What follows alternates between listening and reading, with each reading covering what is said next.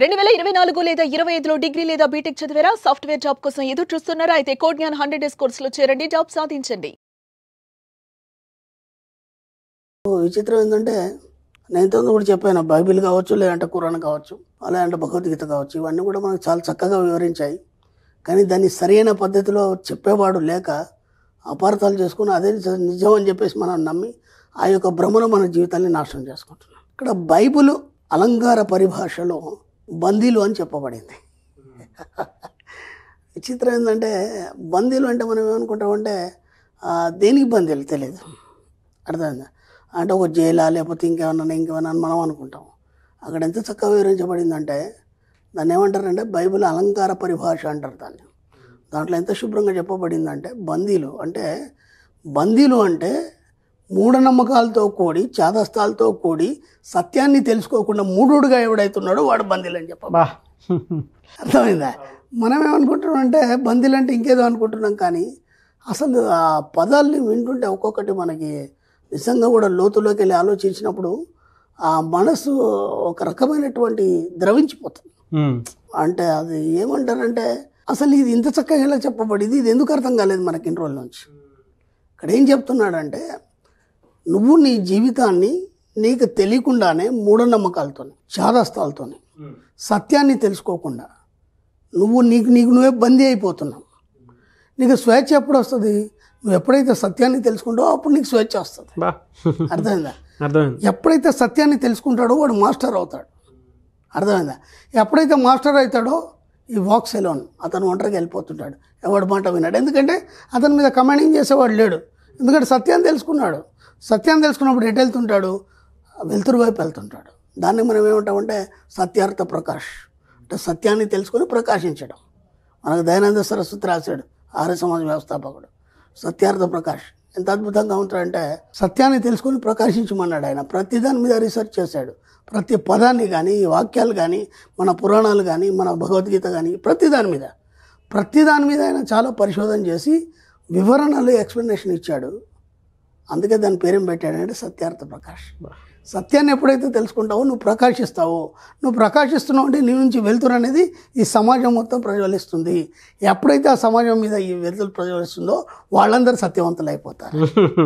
ఒకదాని మీద ఒకదాని మీద లింక్. చూడండి బైబిల్ ఎక్కడ ఉంది, మనం చెప్పే వాక్యాలు ఎక్కడ ఉన్నాయి, అది ఎంత స్పష్టంగా చెప్పబడింది. కాబట్టి ముందు మనిషి ఏం చేయాలంటే నువ్వు ఏదైతే నమ్ముతున్నావో అది ఎంతవరకు కరెక్ట్, ఎంతవరకు సరి అయింది ఒక్కసారి దాన్ని విశ్లేషించాలి. ఏదైనా కాదు, మన సబ్జెక్ట్ అనే కాదు, ఏదైనా చెప్పచ్చు, ఆధ్యాత్మిక పరంగా చెప్పచ్చు, ఇంకేదైనా పరచ్చు.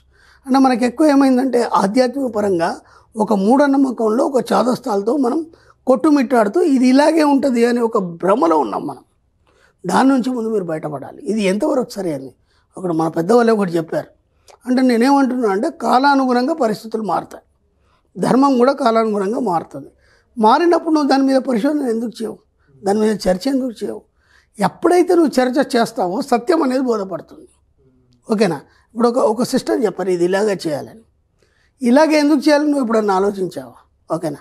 ఉదయం లేచి సూర్య నమస్కారాలు చేయాలి, సూర్యుడి కంటే ముద్ర నిద్ర లేవాలి అన్నారు.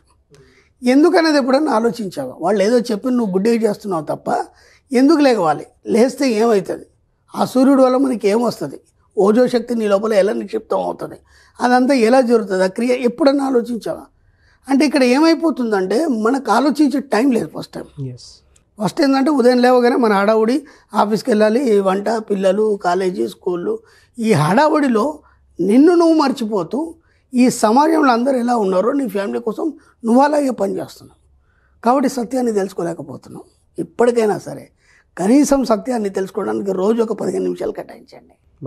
అప్పుడేమవుతుందంటే నీలో ఉన్న ప్రకాశం అనేది బయటకు వస్తుంది. అప్పటిదాకా ఏముంటుంది?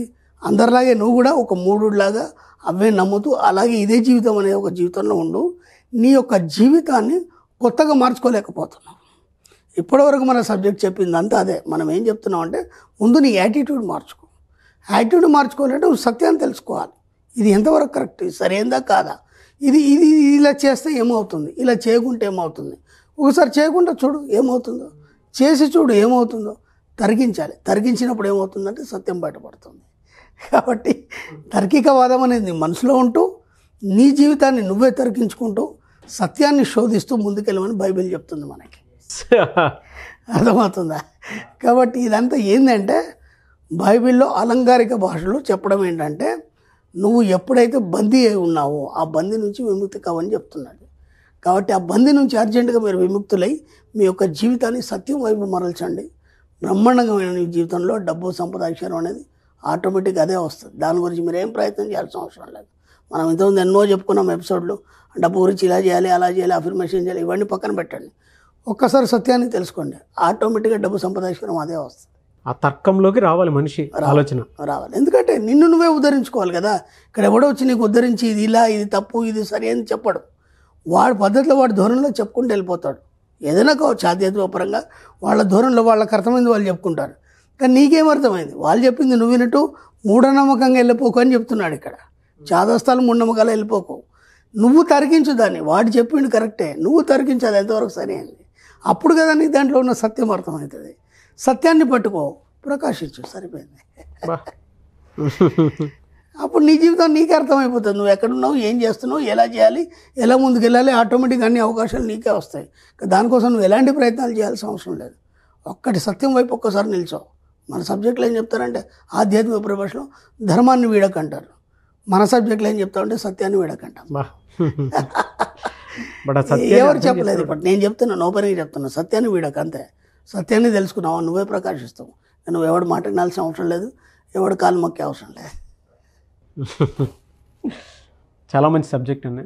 అంటే ఎప్పుడైతే మనం ఆ సత్యాన్ని అర్థం చేసుకుంటామో నేను ఇది అనేటువంటి విషయం అర్థమవుతుంది ఫస్ట్. అప్పుడు ఆటోమేటిక్గా డబ్బు, సంపద, ఐశ్వర్యం వస్తుందండి. డబ్బు, సంపద పెద్ద సమస్య కాదు. నువ్వు ఎక్కడ తప్పు చేస్తున్నావు కాబట్టి, నువ్వు తప్పు చేస్తున్నావు కాబట్టి నీ దగ్గర రావట్లేదు. నువ్వు సత్యాన్ని తెలుసుకున్నప్పుడు ఏమవుతుంది? నువ్వు తప్పు చేయలేవు, చేయమన్నా చేయలేవు. నేను నిజంగా చెప్తున్నాను, మా మణిమంత్ర కుటుంబ సభ్యులను నేను గర్వంగా చెప్తున్నాను. వాళ్ళు ఎక్కడ కూడా మిస్టేక్ చేయరు వాళ్ళు. ఎందుకంటే వాళ్ళకి సత్యంతో ప్రకాశిస్తున్నారు. వాళ్ళకి తెలిసిపోయింది మేమేంది, మా లైఫ్ ఇంతకుముందు ఏంది, ఇప్పుడేంటి, ఎలా ప్రవర్తించాలి. ఎందుకంటే మన సబ్జెక్ట్లో స్టార్టింగ్లో మనం నేర్పించాం కదా, గ్రాటిట్యూడ్ కలిగి ఉండాలి, అర్థమైందా, కృతజ్ఞత కలిగి ఉండాలి, పక్కవాడికి ఇబ్బంది పెట్టద్దు, ప్రకృతికి ఇబ్బంది పెట్టదు, అన్నీ నేర్పించడం జరిగింది కదా. దాంతో ఏమైంది, సత్యాన్ని తెలుసుకున్నారు వాళ్ళు. దాంట్లో ఎంత మాధుర్యం ఉంది తెలుసుకున్నారు. ఆ మాధుర్యాన్ని వాళ్ళు ఆస్వాదిస్తున్నారు. కాబట్టి చాలా సైలెంట్గా, నీట్గా, శుభ్రంగా వాళ్ళ పని వాళ్ళు చేసుకుంటారు. డబ్బు, సంపద, ఐశ్వర్యం ఎన్నో చూసారు మీరు. ఫోటోస్ చూపించాను, ఎన్నో అచీవ్మెంట్స్ చూపించాను, ఆటోమేటిక్గా వస్తూనే ఉంటుంది. విచిత్రం ఏంటంటే చదువురాని వాళ్ళు ఉన్నారు, చదువచ్చిన వాళ్ళు ఉన్నారు. వాళ్ళందరూ సత్యాన్ని తెలుసుకున్నారు. ఇక్కడ చదువుతున్న సంబంధం లేదు, కేవలం సత్యాన్ని తెలుసుకున్నారు. కాబట్టి సబ్జెక్ట్ వంటబడింది. సబ్జెక్ట్ ఎప్పుడైతే వంటబడింది ఆటోమేటిక్గా జీవితంలో సంపాదిస్తున్నారు. సింపుల్. గ్రేట్ అండి. థ్యాంక్ యూ అండి. Thank you so much doctor Shri Acharya Ananthakrishna Swamy garu. Thank you అండి.